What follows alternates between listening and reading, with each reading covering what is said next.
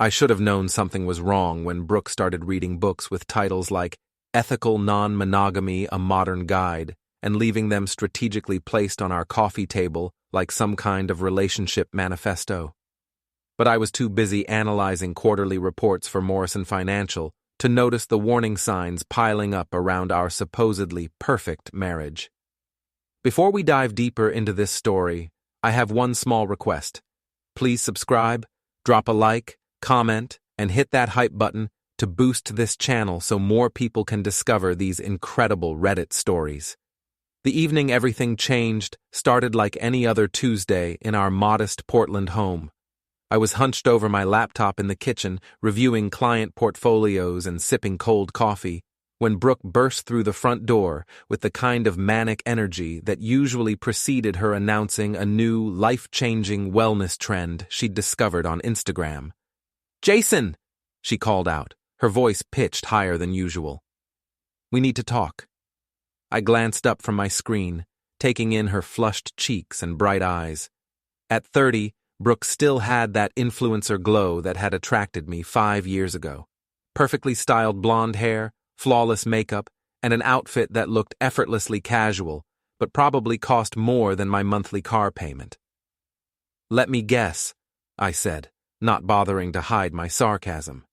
"You've discovered the life-changing benefits of drinking your own urine? Or maybe you want to convert our spare bedroom into a meditation crystal garden?" She rolled her eyes and perched on the edge of the kitchen counter, swinging her legs like a teenager. "Very funny. No, this is serious, Jason. I've been doing a lot of thinking about us, about our relationship, about what modern love really means."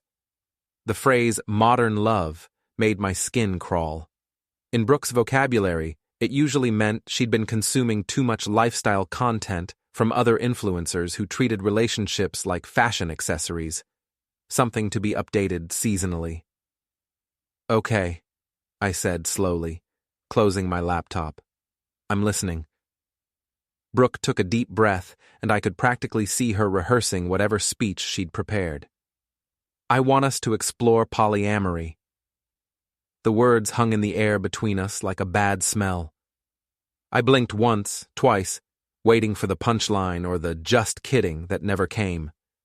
"Polyamory," I repeated flatly. "Yes, multiple romantic partners, complete honesty, no possessiveness. It's about expanding love, not limiting it. Think about it, Jason. We could both explore connections with other people while maintaining our primary bond. It's revolutionary."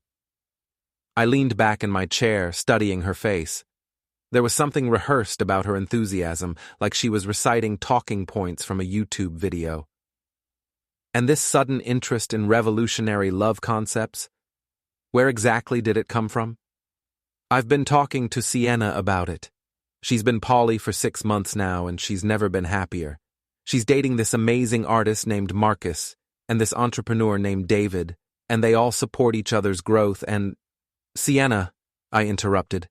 "The same Sienna who's been married and divorced twice before 30 and once tried to convince you that drinking celery juice would cure your anxiety?" Brooke's jaw tightened. "Don't be dismissive, Jason. This isn't some fad. This is about evolving as human beings, about not being trapped by outdated social constructs." I stood up and walked to the refrigerator, grabbing a beer I definitely needed. "Okay, let's say I entertain this idea for a moment. What does polyamory look like in practical terms? Do we have a schedule? Alternate weekends? Do I get to meet your other boyfriends over Sunday brunch?" "You're being sarcastic. I'm being realistic. Brooke, we've been together for 5 years, married for 3. We have a mortgage, shared bank accounts, a life together. You can't just decide to restructure our entire relationship based on conversations with Sienna." She slid off the counter and moved closer to me, her expression shifting to what I recognized as her influencer mode, the carefully crafted vulnerability she used in her lifestyle videos. "Jason, I love you. That's exactly why I want to try this. Our love is strong enough to handle it. We could both explore other connections without the guilt and secrecy that destroys so many marriages. Isn't that better than the alternative?" "What alternative?" "Resentment, feeling trapped, eventually cheating or growing apart. Something cold settled in my stomach. Are you already seeing someone else, Brooke? No, she said quickly. Too quickly. This isn't about anyone specific. It's about possibility, about growth, about... My phone buzzed with a text from my best friend Eli. Dude, saw your wife at Harbor Light last night with some muscle-bound guy. Thought you should know. I stared at the message, then at Brooke, who was still talking about growth and possibility and modern love. The pieces clicked into place with sickening clarity. That's interesting timing, I said quietly, holding up my phone. Eli saw you at Harbor Light last night, with a guy. Brooke's face went pale, then flushed red. I can explain that. I'm sure you can. Let me guess. You were just having an innocent conversation about polyamory with a complete stranger? His name is Derek. He owns CrossFit Harbor. We've been talking, yes, but nothing has happened. That's exactly why I want to do this the right way, with honesty and communication instead of... Instead of what? Instead of sneaking around behind my husband's back while you work up the courage to ask for permission to cheat? It's not cheating if we both agree to it. I took a long drink of my beer, buying time to process the situation. My wife of 3 years had been talking to another man, probably for weeks or months, and now wanted to retroactively legitimize whatever was happening by rebranding our marriage as polyamorous. Here's the thing, Brooke, I said finally. Polyamory isn't for me. I'm not interested in sharing my wife with other men, and I'm not interested in dating other women. I'm interested in the monogamous marriage we agreed to when we said our vows. Her expression hardened. So you're just going to shut down the conversation? Not even consider it? I'm not shutting down anything. I'm telling you where I stand. If you want to explore relationships with other people, you're free to do that, as a single woman. You're giving me an ultimatum? I'm giving you a choice, the same choice you just gave me. Brooke stared at me for a long moment, her influencer mask slipping to reveal something uglier underneath. Fine, if that's how you want to play it. But don't expect me to just accept being trapped in some outdated relationship model because you're too insecure to evolve. She stormed upstairs, and I heard her slamming drawers and talking loudly on the phone, probably to Sienna, who would undoubtedly validate every word and encourage her to choose herself, or whatever phrase was trending in the self-help influencer community this week. I sat back down at the kitchen table and opened my laptop, but the quarterly reports might as well have been written in ancient Greek. My mind was spinning with questions and implications.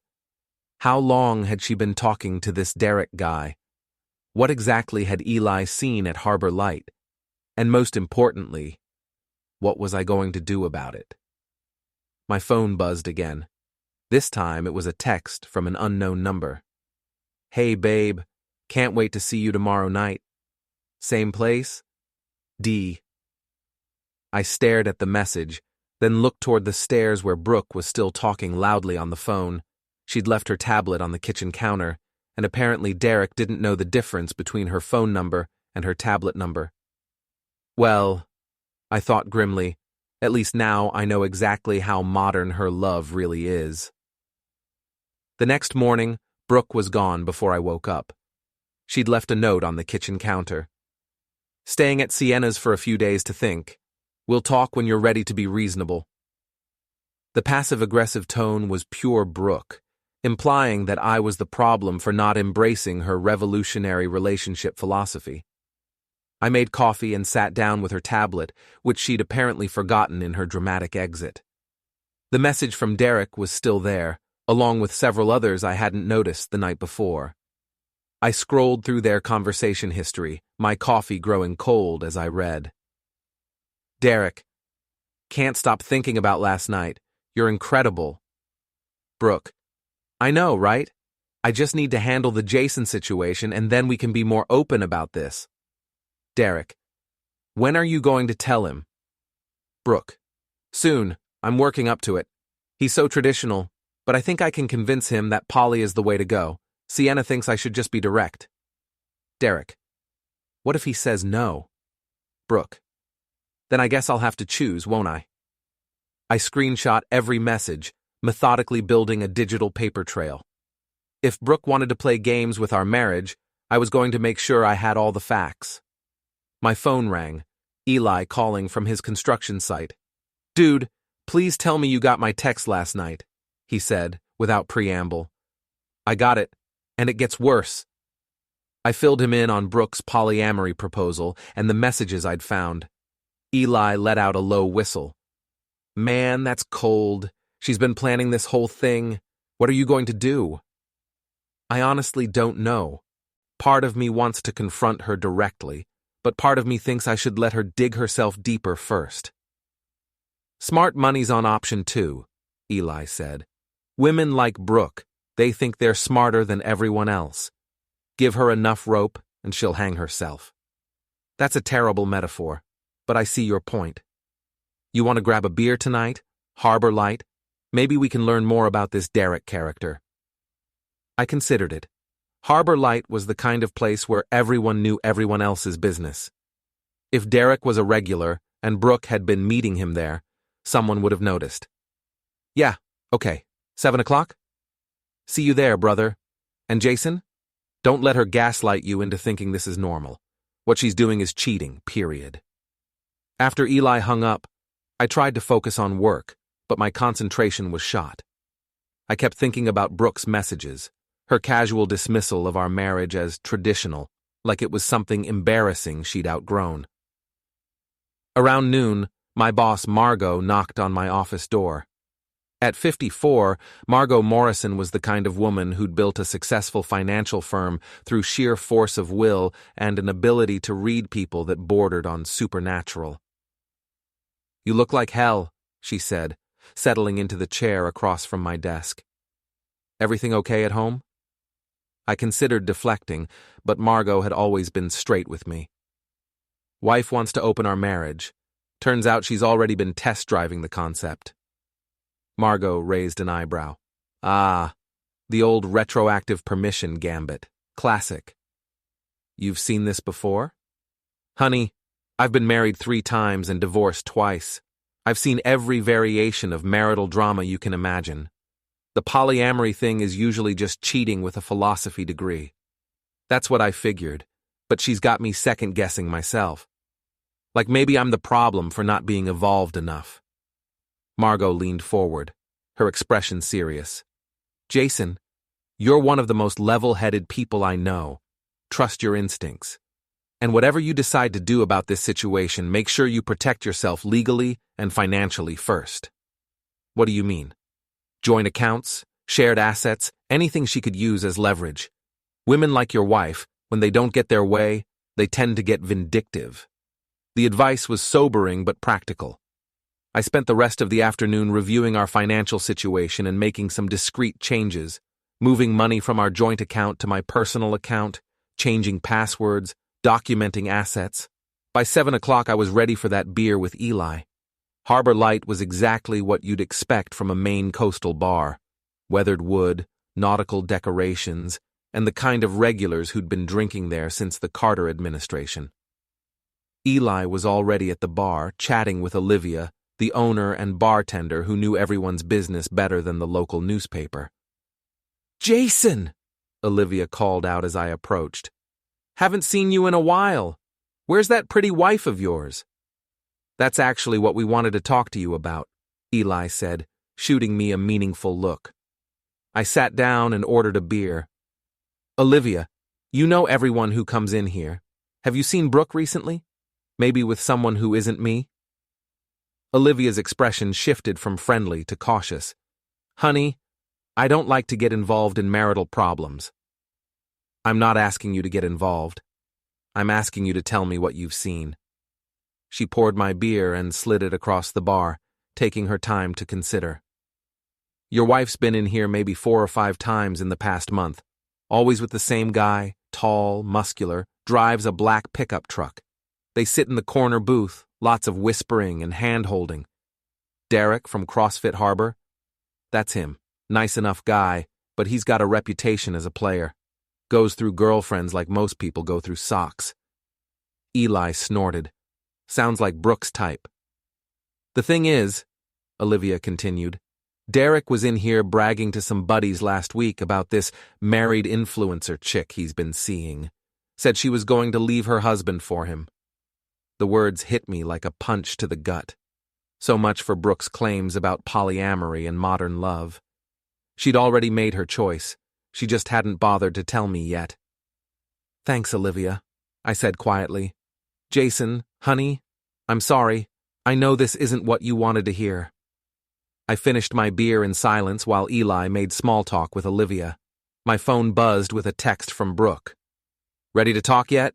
This could be good for both of us if you'd just open your mind.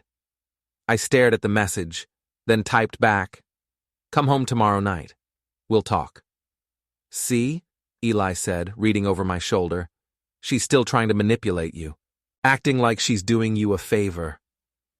Not for much longer, I said grimly. As we left Harbor Light, I made a decision. If Brooke wanted to play games, I'd play along, but I was going to make sure I won. The next evening, I was ready for her. Brooke came home the following evening with the kind of forced casualness that screamed, I've been rehearsing this conversation. She'd dressed carefully, jeans and a soft sweater that made her look approachable and reasonable, probably following advice from whatever relationship blog she'd been consuming. Hi, she said, hovering in the doorway like she wasn't sure of her welcome. Hi yourself. Come in, sit down. Let's talk. She perched on the edge of our couch, maintaining distance. I'm glad you're willing to discuss this rationally. Oh, I'm feeling very rational, I said, settling into the chair across from her. In fact, I've been doing some research on polyamory. Very educational. Her face brightened. Really? That's wonderful, Jason. I knew if you just approached it with an open mind. I also did some research on Derek from CrossFit Harbor. The color drained from her cheeks. What do you mean? I pulled out my phone and opened the screenshots I'd taken of her messages. I mean, I know you've been sleeping with him for at least 3 weeks, probably longer. I know you told him you were going to leave me. And I know this whole polyamory thing is just your way of trying to have your cake and eat it too. Brooke's mouth opened and closed like a fish. Jason, I can explain. No need. It's all very clear. You met Derek, started an affair, and then decided to rebrand it as ethical non-monogamy, so you could keep both the excitement of your new boyfriend and the security of our marriage. It's not like that. Then explain what it is like, Brooke, because from where I'm sitting, it looks like you cheated on me and then tried to gaslight me into thinking I was the problem for not being evolved enough to accept it. She stood up and started pacing, her carefully planned composure cracking. Fine. Yes, I met Derek, and yes, we connected, but I didn't plan for it to happen. It just did.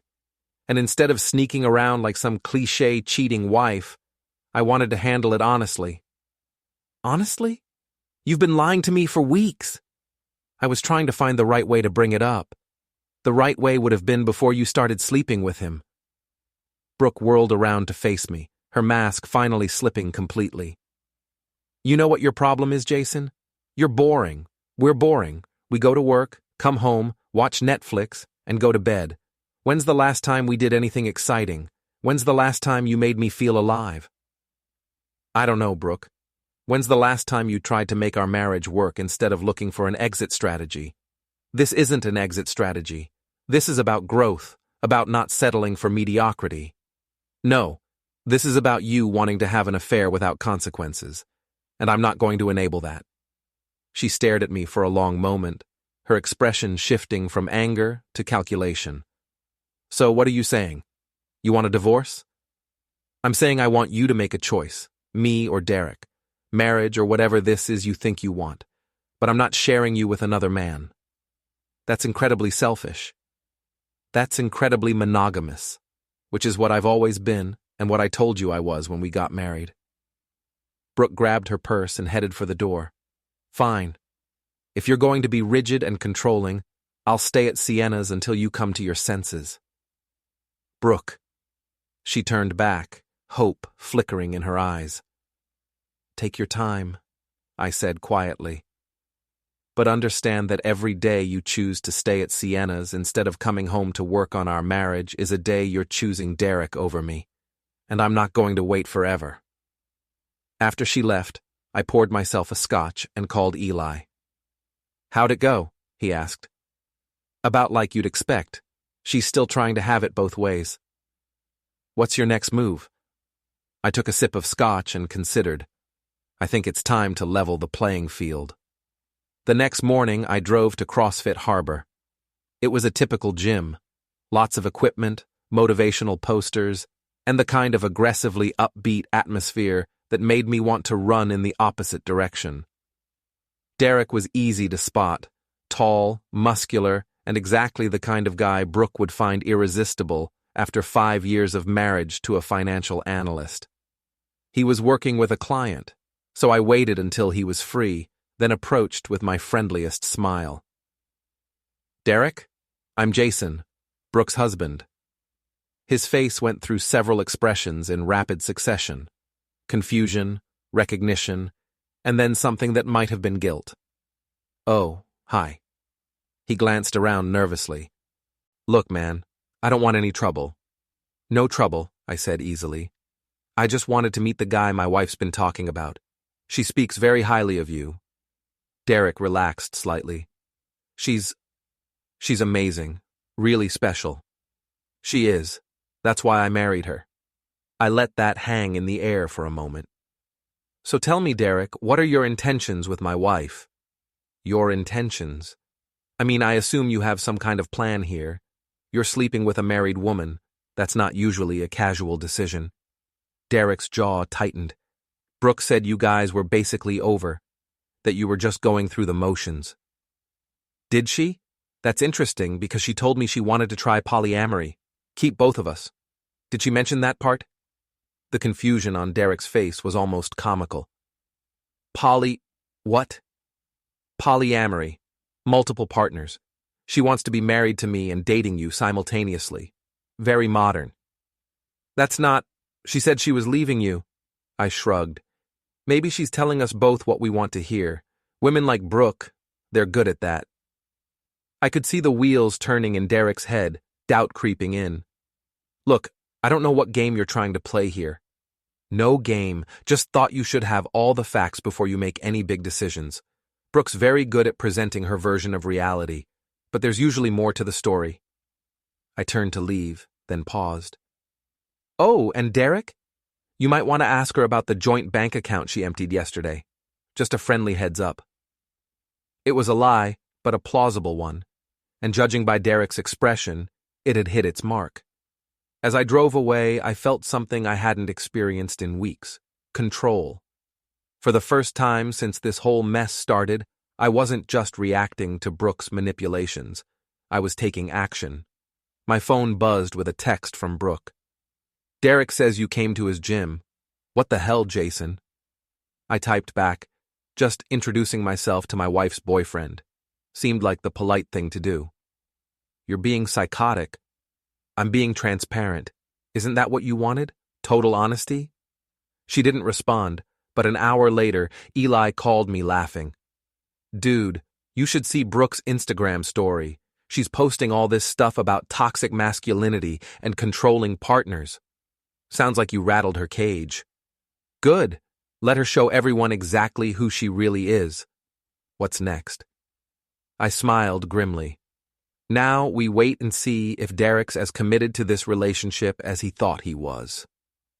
The fireworks festival at Portland Harbor was the kind of community event that brought out everyone in town. Families with kids, couples on dates, groups of friends, and apparently cheating wives with their boyfriends trying to make a public statement about their relationship status. I spotted Brooke and Derek near the food vendors, and I had to admit they looked good together. Derek's gym-sculpted physique complemented Brooke's Instagram-perfect appearance, and they had that glow that new couples always have when they think they've discovered something the rest of the world doesn't understand. What they didn't know was that I'd spent the past week systematically dismantling their fairy tale romance. It had started with Derek's car. Nothing dramatic, just a strategically placed nail in his tire that would cause a slow leak, and maybe some sand in his gas tank that would require expensive repairs. Untraceable, deniable, but inconvenient enough to add stress to his life. Then there were the anonymous tips to Brooke's sponsors about her personal brand crisis, screenshots of her social media rants about toxic masculinity, along with carefully worded concerns about whether she was the right fit for family-friendly lifestyle brands. 3 companies had already pulled their partnerships, costing her thousands in lost revenue. But tonight was going to be the main event. Eli appeared at my elbow, carrying 2 beers and grinning like a wolf. They look cozy. They do. Almost like they're trying to prove something. You ready for this? I took a long drink of beer and watched Brooke laugh at something Derek said. She was performing happiness, the same way she performed everything else in her life, but I could see the tension in her shoulders. The past week had been hard on her, losing sponsors, dealing with Derek's suddenly complicated life, and fielding questions from friends and family who'd started to notice her marriage was in trouble. Yeah, I'm ready. The plan was simple but effective. Olivia from Harbor Light had been more than happy to help once I'd explained the situation. She'd spent the afternoon spreading word through the local gossip network that there was going to be drama at the fireworks show. Nothing specific, just enough to make sure we'd have an audience. Sienna was there too, of course, live streaming the festival on Instagram and providing running commentary about living authentically and choosing love over fear. She had no idea she was about to become an unwitting accomplice in her best friend's public humiliation. As the sun set and the crowd gathered for the fireworks display, I made my move. "Brooke," I called out, approaching their cozy spot near the harbor railing. "Fancy seeing you here." She turned, her face cycling through surprise, annoyance, and something that might have been fear. "Jason, what are you doing here?" "Same thing as everyone else, watching fireworks with the community." I nodded at Derek, who was trying to look intimidating but mostly looked uncomfortable. "Derek, good to see you again. How's the car situation working out?" "What car situation?" Brooke asked. Derek's jaw tightened. "Some asshole put a nail in my tire. Cost me $300 to fix the engine problems, too." "Weird," I said sympathetically. "Lot of vandalism going around lately. I heard someone's been calling Brooke's sponsors, too, asking questions about her brand image." Brooke went pale. "How did you—" "Small town, honey. People talk." The first firework exploded overhead, and the crowd cheered. I waited for the noise to die down, then continued in a voice loud enough for nearby people to hear clearly. "So, Derek, I'm curious. Has Brooke explained her polyamory philosophy to you yet? About how she wants to keep both of us?" "Shut up, Jason," Brooke hissed. "What's he talking about?" Derek asked, looking between us. "Oh, she didn't mention that part? See, Brooke doesn't want to choose between us. She wants to be married to me for security and stability and date you for excitement and adventure. Best of both worlds, right, honey?" More people were turning to watch our conversation, drawn by the tension and raised voices. I could see phones coming out, including Sienna's, which was still streaming live to Brooke's followers. "That's not—" "You're twisting everything," Brooke said, but her voice lacked conviction. "Am I? Because I have the text messages where you told Derek you were leaving me, and I also have the messages where you told me you wanted to try polyamory. So which story is true?" Derek stepped forward, his face flushed with anger and embarrassment. "You're a real piece of work, you know that?" "I'm a real piece of work? I'm not the one sleeping with someone else's wife." "She said you guys were over." "And you believed her?" "Derek, buddy, if she'll cheat with you, she'll cheat on you. That's how this works." Another firework exploded, casting colored light over the growing crowd of onlookers. I could hear murmurs and whispers as people recognized Brooke from her social media presence and realized they were witnessing the implosion of her perfect life brand. "This is insane," Brooke said, her voice cracking. "Jason, stop it! You're embarrassing yourself." "I'm embarrassing myself?" "Brooke, you've been posting about toxic masculinity and authentic living while sneaking around with your personal trainer. If anyone should be embarrassed, it's you." Sienna finally seemed to realize what was happening and lowered her phone, but it was too late. The damage was done, broadcast live to hundreds of followers. Derek grabbed Brooke's arm. "Come on, let's get out of here." "Actually," I said, pulling out my phone, "before you go, there's something else Derek should know about his authentic, honest girlfriend." I held up the phone, showing screenshots of Brooke's messages. "These are from last week after she moved in with Sienna. She's been telling Derek she loves him and wants a future together, while simultaneously telling me she wants to work on our marriage. Playing both sides, keeping her options open." Derek's face went from red to white as he read the messages. "Is this true?" Brooke looked around desperately, realizing she was trapped with nowhere to run and an audience of dozens watching her personal life explode in real time. I was confused. I didn't know what I wanted." "No," I said quietly. "You knew exactly what you wanted. You wanted everything, with no consequences and no choices. You wanted to have your cake and eat it too." The final firework display began, filling the sky with color and noise, but nobody in our immediate area was watching. They were all focused on the real show, the public destruction of Brooke's carefully crafted image. Derek dropped Brooke's arm like it was on fire. "This is messed up. I'm not getting involved in whatever sick game you two are playing." He pushed through the crowd and disappeared, leaving Brooke standing alone while the fireworks exploded overhead and the whispers grew louder around her. "Happy?" she asked me, tears streaming down her face. "Getting there," I said. But I wasn't done yet. Not even close. The aftermath of the fireworks festival played out exactly as I'd hoped. Within hours, videos of our confrontation were circulating on social media, shared by people who'd been there and picked up by local gossip groups. Brooke's carefully curated image as a lifestyle influencer promoting authentic living and modern relationships was shattered, replaced by the reality of a woman who'd been manipulating multiple men while preaching about honesty and growth. Derek had blocked her on all social media platforms and, according to Olivia's intelligence network, was telling anyone who'd listen that he'd been catfished by a crazy married chick. Sienna, faced with the backlash from her own followers who'd witnessed the drama on her livestream, had quietly distanced herself from Brooke to protect her own brand. But I still wasn't satisfied. Brooke had tried to destroy our marriage through manipulation and lies, and a single night of public embarrassment didn't feel like adequate payback for 3 years of vows she'd casually discarded. That's when Margot gave me the opening I needed. "There's something you should know," she said, appearing in my office doorway on Monday morning. "Brooke called here Friday afternoon trying to get you fired." I looked up from my computer. "What?" "She spoke to our HR department, claimed you were having some kind of mental breakdown, said you'd been stalking her and her friends, making threats. She wanted them to put you on administrative leave pending a psychological evaluation." The audacity was breathtaking, even for Brooke. "What did you tell them?" "I told them I'd handle it personally, and that if she called again, they should refer her to our legal department." Margot sat down across from my desk.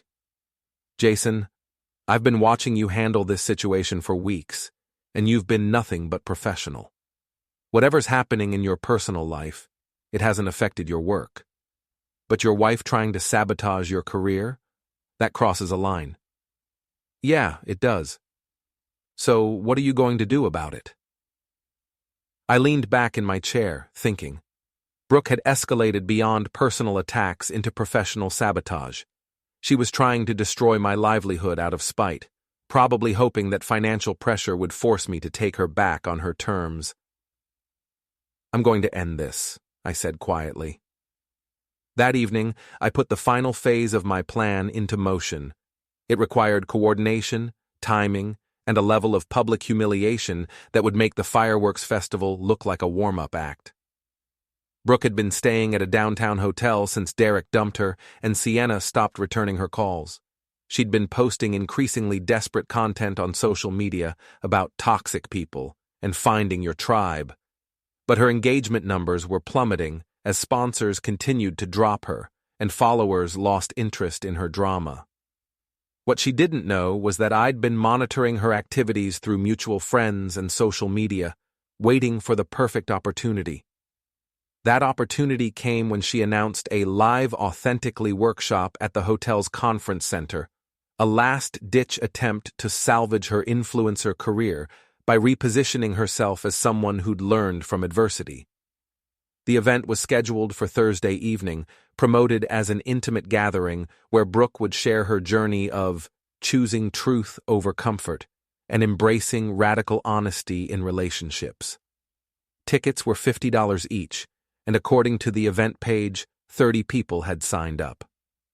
I bought a ticket under a fake name and started making some calls. Thursday evening arrived with the kind of crisp October weather that made Portland look like a postcard. I arrived at the hotel conference center 30 minutes before the event, wearing a baseball cap and sitting in the back row where Brooke was unlikely to notice me in the dim lighting. The room was smaller than she'd probably hoped. Maybe 20 people instead of the promised 30, mostly women in their 30s and 40s who looked like they'd been drawn by the promise of relationship wisdom from someone who'd been through it. Brooke took the small stage, looking polished but fragile, like expensive glass that had been cracked and carefully glued back together. She'd chosen her outfit carefully, flowing pants and a soft blouse that suggested vulnerability and growth rather than her usual influencer perfection. "Thank you all for being here tonight," she began, her voice carrying just the right note of hard-won wisdom. 3 weeks ago, my life looked very different. I was married, I had a successful brand, I thought I knew who I was and what I wanted. But sometimes, life forces us to confront uncomfortable truths about ourselves and the people we love. She launched into a carefully crafted narrative about discovering that her marriage was built on fear and limitation, rather than authentic connection, and how she'd found the courage to pursue radical honesty, even when it meant losing everything she thought she wanted. It was a masterful performance, turning her affair and the destruction of our marriage into a hero's journey of self-discovery. The audience was eating it up, nodding along as she described the pain of choosing growth over comfort and honoring her truth, despite social pressure to conform. "The hardest part," she continued, "was realizing that some people in my life couldn't handle my evolution. My husband, my friends, even family members turned against me when I refused to shrink back into the box they wanted me to stay in." That was my cue. I stood up in the back of the room and started walking toward the front, pulling off my baseball cap as I moved. The audience turned to look at me, and I heard Brooke's voice falter as she recognized me. "Ladies," I said, addressing the audience rather than Brooke, "I'm Jason, Brooke's husband, the one she's been talking about." The room went silent. Brooke's face cycled through shock, anger, and panic. "I thought you might be interested in hearing the other side of this story about radical honesty and authentic living." "Jason, don't," Brooke said, but her voice was weak. I pulled out my phone and held it up so the audience could see the screen. "These are text messages between my wife and her boyfriend Derek, planning their affair while she was still married to me. Very authentic, very honest." I swiped to the next screenshot. This is her telling Derek she was going to leave me for him, while simultaneously telling me she wanted to try polyamory so she could keep both of us. The audience was riveted, their heads turning back and forth between Brooke and me like they were watching a tennis match. "And this," I said, showing another message, "is her trying to get me fired from my job last week because I wouldn't agree to share her with another man." Brooke tried to regain control. "This is exactly what I was talking about. Toxic behavior, manipulation, invasion of privacy. Invasion of privacy? I laughed, and it wasn't a pleasant sound. Brooke, you left your tablet at home with all your messages open. You posted our private business all over social media. You tried to destroy my career. But I'm the toxic one for telling the truth about what actually happened. I turned back to the audience, who were staring at Brooke with expressions ranging from disappointment to disgust. Ladies, I want you to understand something. The woman standing up there didn't choose growth over comfort. She didn't embrace radical honesty. She cheated on her husband, lied to everyone involved, and when she got caught, she tried to rebrand her affair as spiritual evolution. The room erupted in murmurs and whispers. Several people were already gathering their things to leave. That's not, Brooke started, but her voice cracked. That's not what, Brooke? Not true? Should I call Derek and ask him to come explain how authentic and honest you were with him? She stared at me for a long moment, her carefully constructed facade finally crumbling completely. When she spoke, her voice was barely a whisper. Why are you doing this to me? I'm not doing anything to you, I said quietly. I'm just making sure people know who you really are before you take their money and give them advice about authentic living. I looked around the room one final time. Ladies, I'd ask for refunds if I were you, and maybe think twice before taking relationship advice from someone who destroyed her marriage and then tried to profit from the wreckage. I walked out of the conference room, leaving Brooke standing alone on the stage while her audience filed out around her, their faith in her wisdom thoroughly shattered. Outside in the hotel lobby, I pulled out my phone and called Eli. How'd it go? He asked. It's over, I said, and for the first time in weeks, I felt like I could breathe again. 3 days later, Brooke signed the divorce papers without contesting anything. She'd moved back to her parents' house in Connecticut, her influencer career effectively over, her reputation in Portland destroyed beyond repair. I kept the house, the savings account, and most importantly, my self-respect. She got her freedom and her authentic life, just not in the way she'd imagined. Sometimes the only thing modern about love is how fast it can crash and burn. And sometimes the underdog gets the last laugh after all.